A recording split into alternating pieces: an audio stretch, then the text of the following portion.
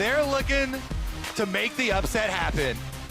They're unleashed, no more expectations, no more hopes either. You take away all emotions, and it's just pure focus. You can just, yeah, you can absolutely unleash. You can be a berserker, potentially, on the stage. Yuumi banned, love to see it. Pick whatever you want, Control buddy. mages, Get out there. Banned. We're gonna have some fist fights in the mid lane if they keep banning these control mages. Caitlyn also taken off the board. Fist fights, Faker wants to get down and dirty. No more control mages. Get him out of my face. Well, the Orianna is still left up, so that one may make another appearance. But bottom lane, the other focus here. So a ton left to open. We have everything basically on bottom side here. Kallista's still up. Are they going to go for the power bottom side? Maokai is still available. Sejuani the priority for T1 instead.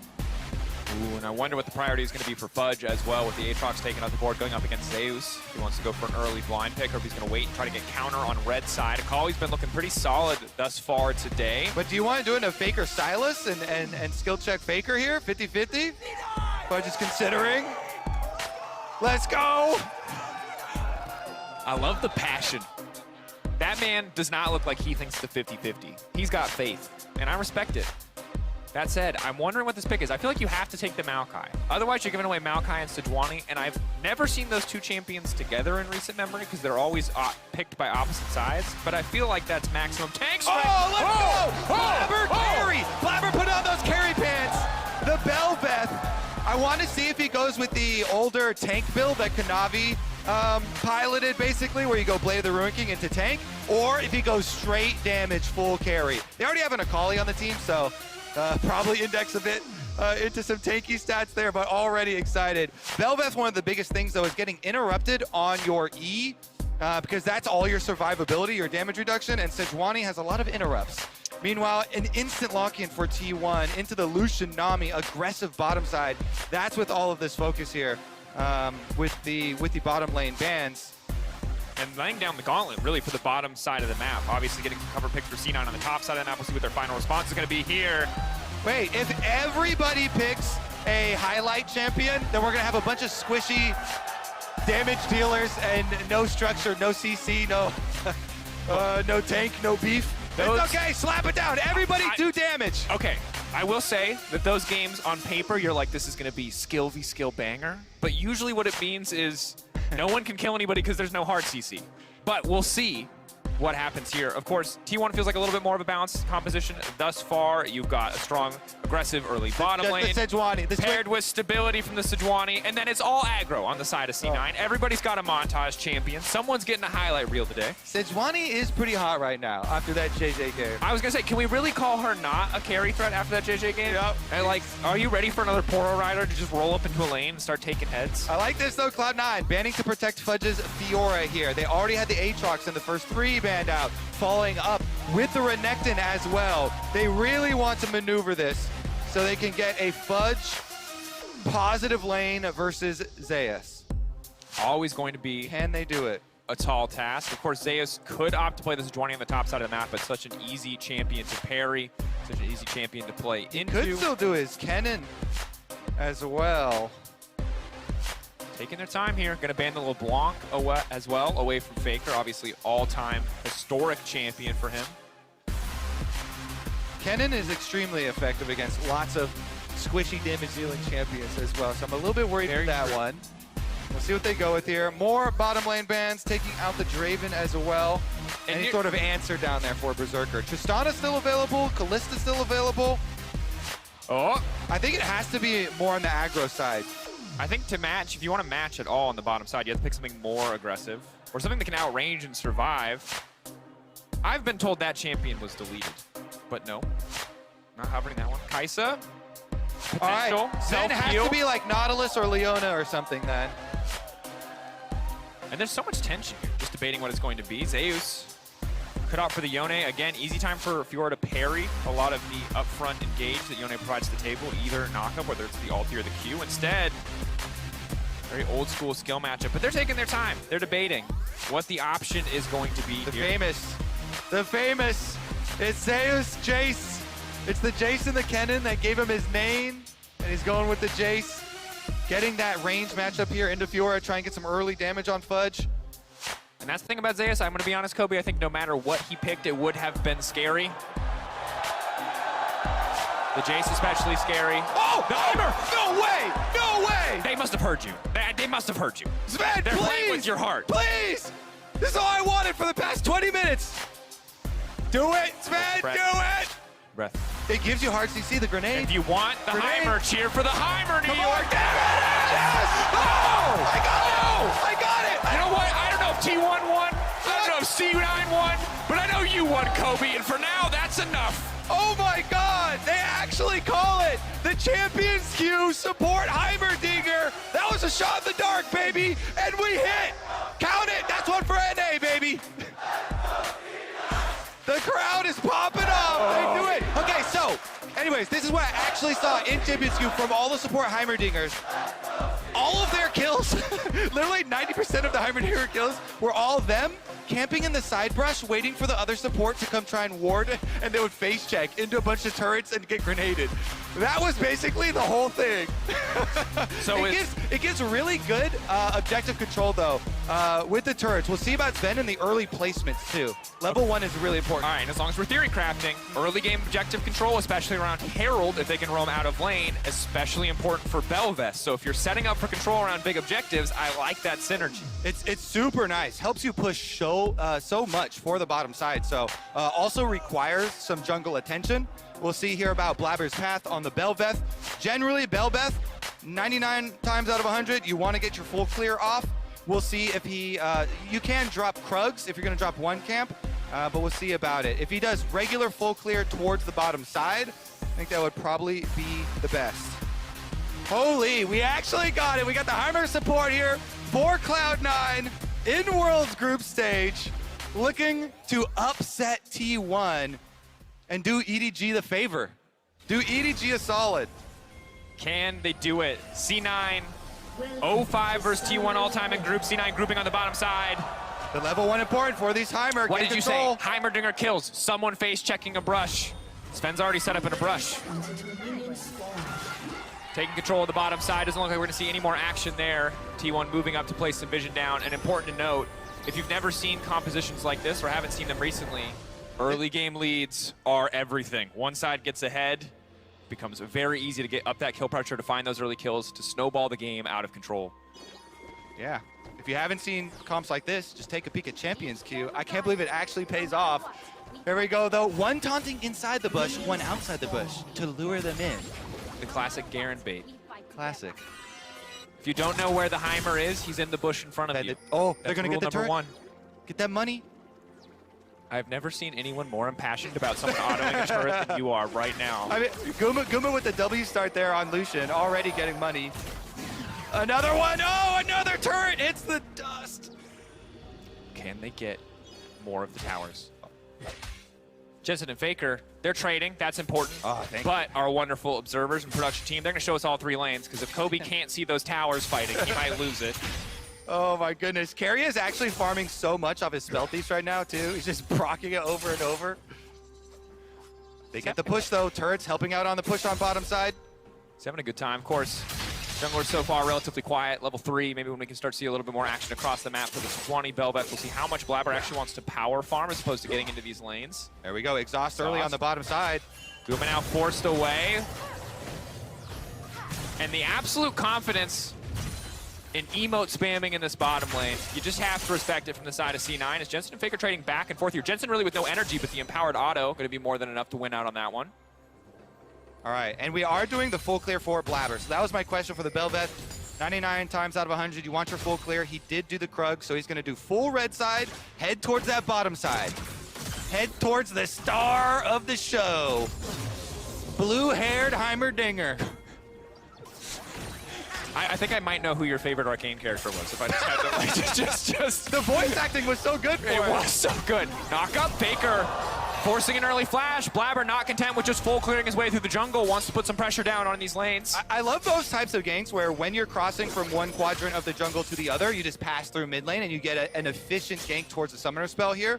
Belveth, really, really powerful ganks early on, because if you have the dashes where 2 of them point the same way that you're going for the player, as Blabber actually, they know he's here, so this should be a T1 counter, very easy for Oner. He's sitting around waiting for it. They know they're gonna go for the dive. This could be disastrous. This is very risky. Faker has the CC, has the setup, has the extra healing. Blabber now trying to dash out to safety 1-2.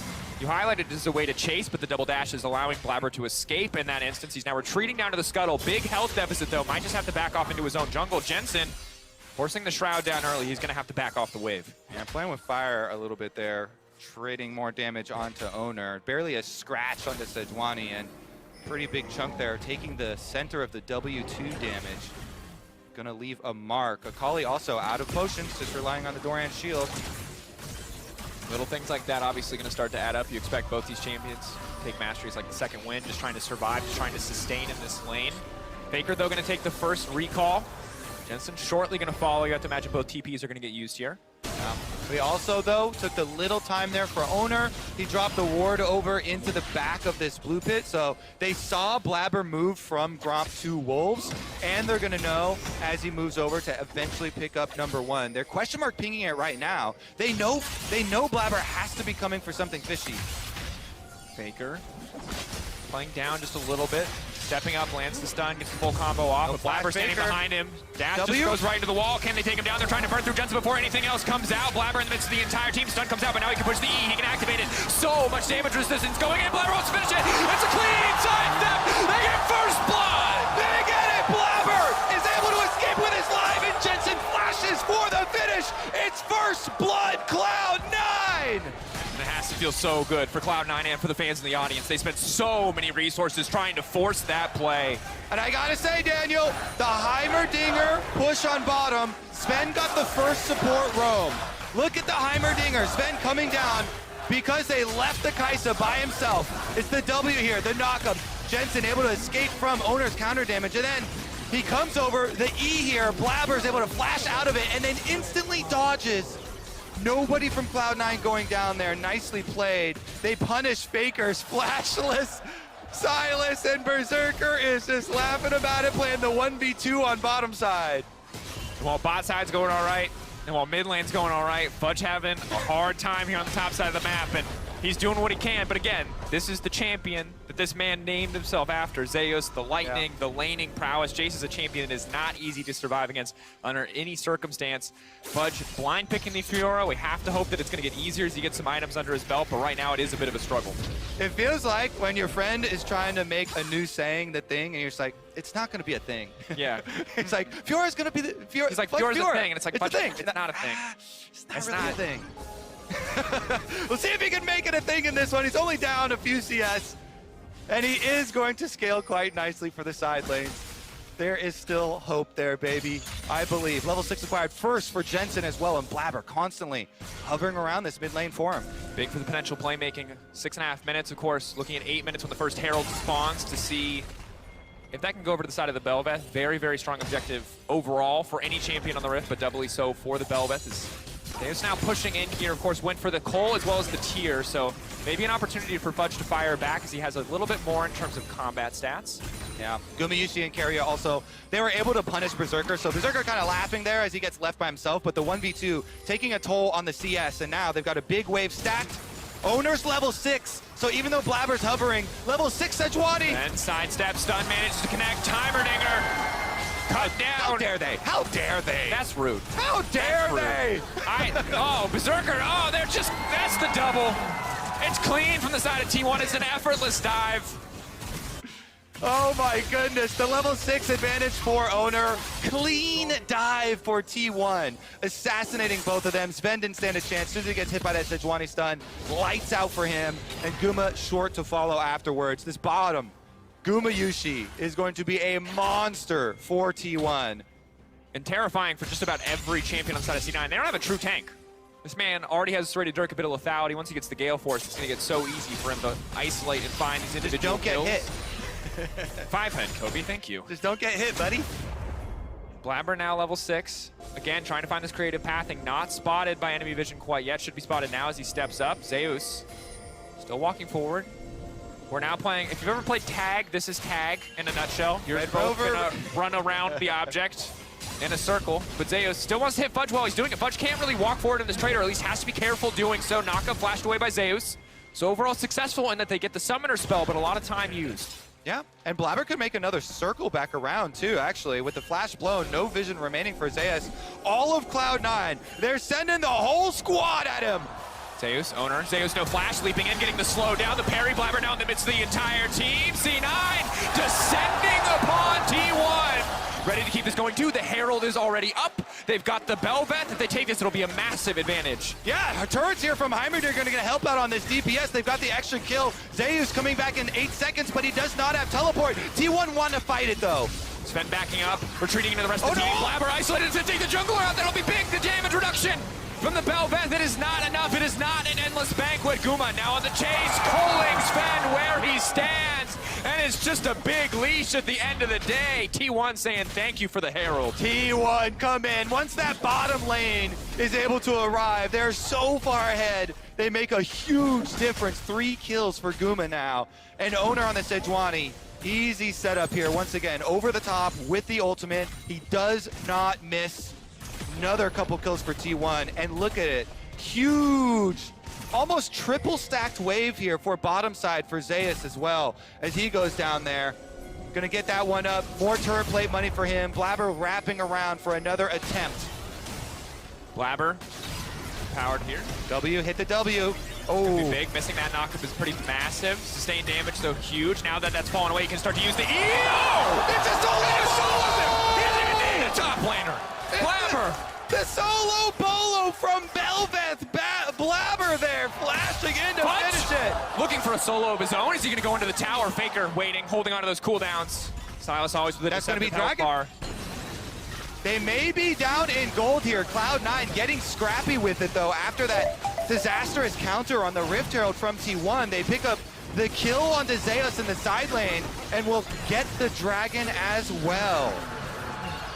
And I gotta say, shout out to Blabber on the patience here. The E, the Royal Maelstrom, so incredibly important. Waits for that CC every single time, uses it the last possible second. Once the Sejuani cooldowns are gone, once the Jace cooldowns are gone, getting so much value out of that ability. Yep, one of the best abilities in the game. So much damage reduction and execute damage as well.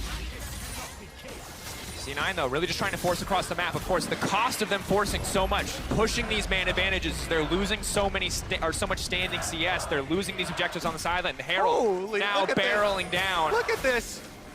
Ah, that is a scary, scary gold difference. Gumayusi getting the tower here with the Rift Herald on bottom first, but Cloud9 coming to cut him off. They move as 5. Jensen and Faker locked in the 1v1. Mortal is the duel to the side, but it gets hit in the meantime. The Royal Maelstrom's now come on.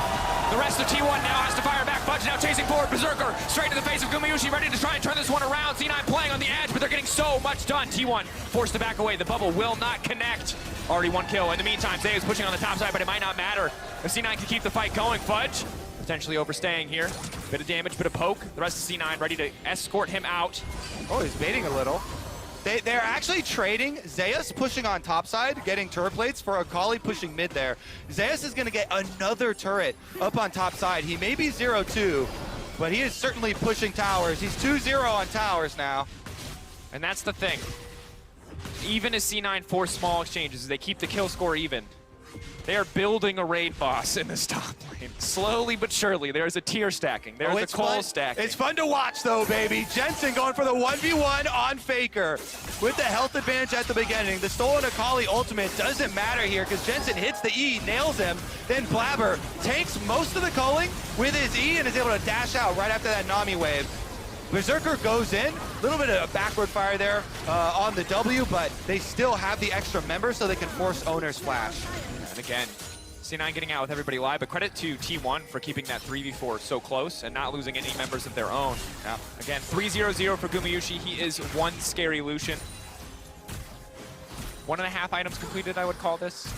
I don't really know what you count this rated, Dirk, in the scheme of things. Almost 2 items worth of gold, even if there's not 2 items. Stun gonna connect and predicts the backstab into the double bubble.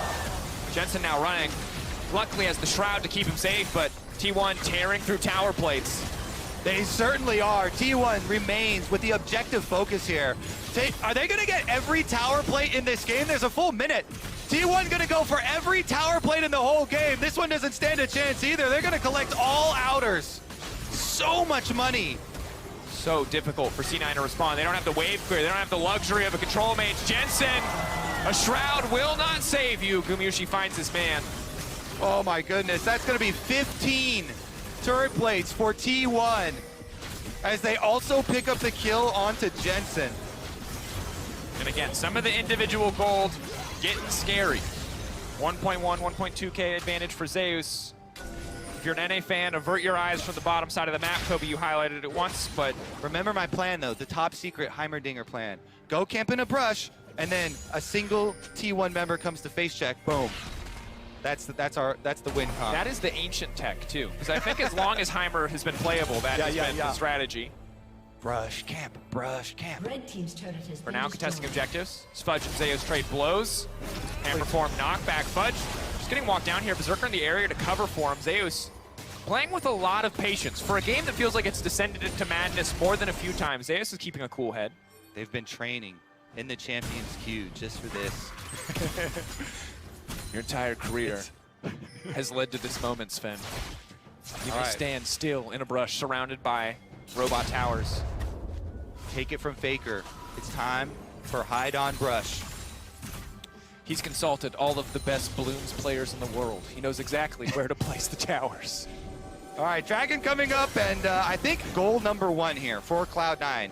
Get a kill onto this Lucian. Gumayusi still does not have flash. You've got precious seconds before this loop pinata Lucian with a huge, huge gold bounty shutdown does not have flash.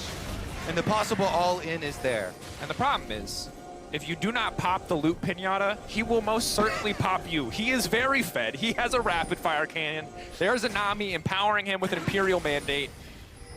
When pinatas fight back. Terrifying stories. It's a deep cut cast here. Kobe Blabber now running.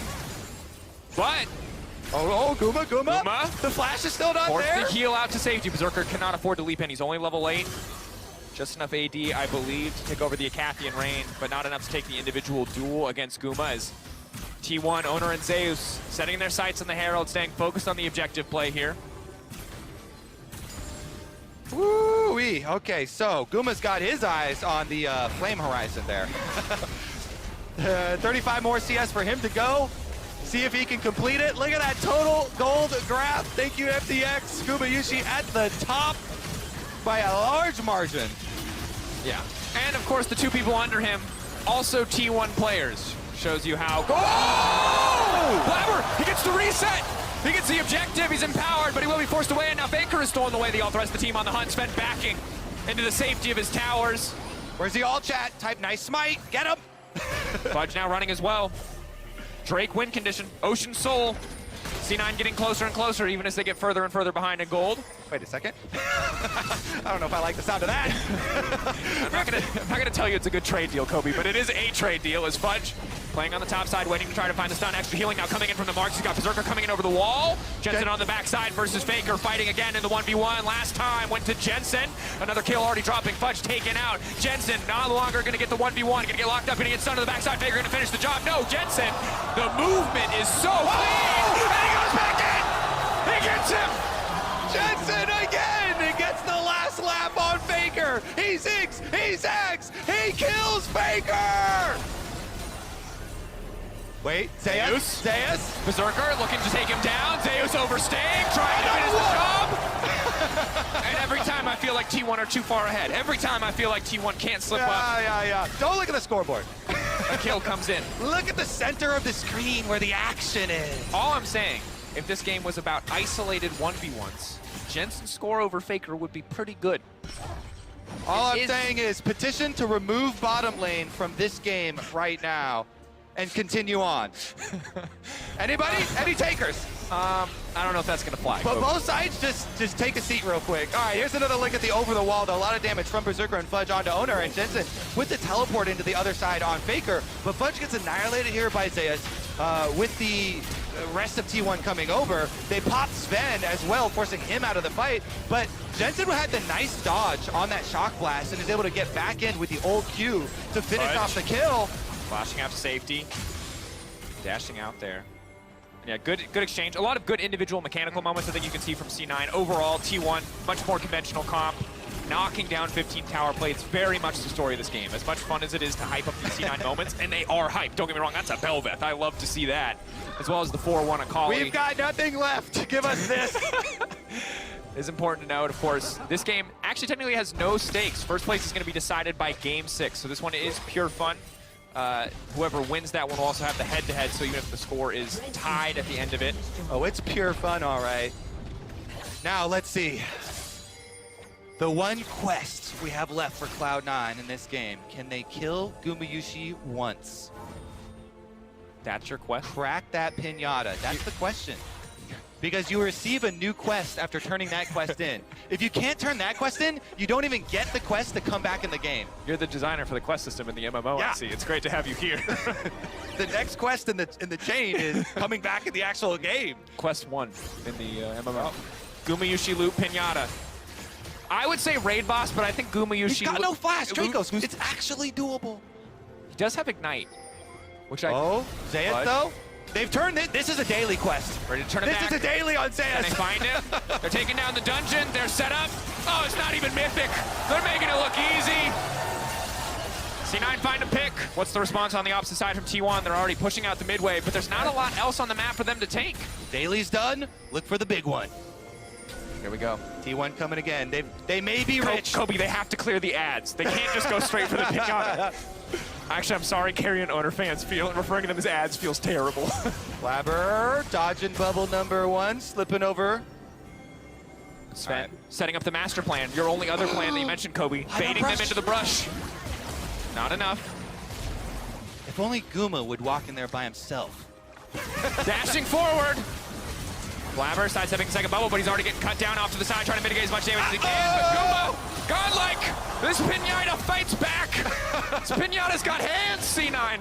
Oh, and Oner, the sniper, he hits the Sejuani ult onto Sven, forcing the flash again. T1 off of that kill, they're gonna go straight for Baron.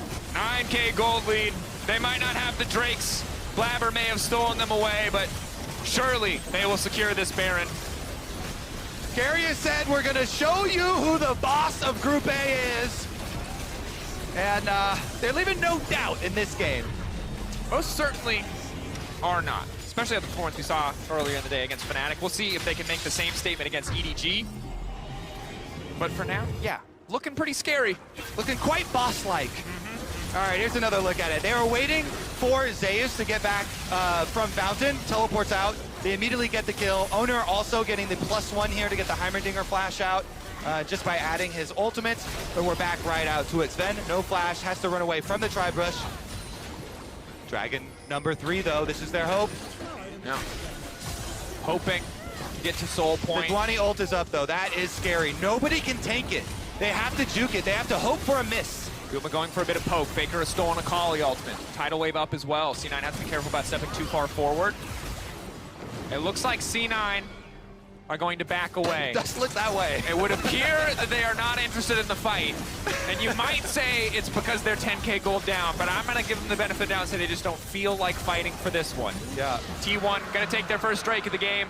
Stop the soul snowballing. Didn't need that one anyway. Don't need it. Healing?